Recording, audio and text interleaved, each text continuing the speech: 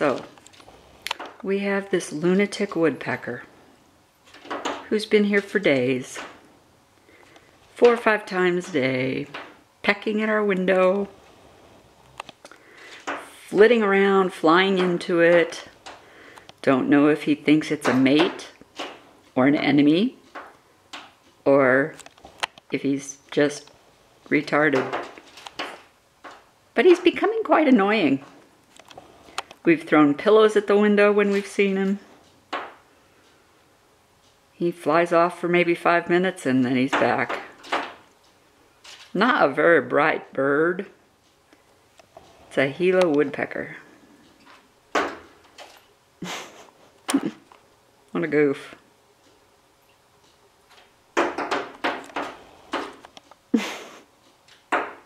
Pretty annoying.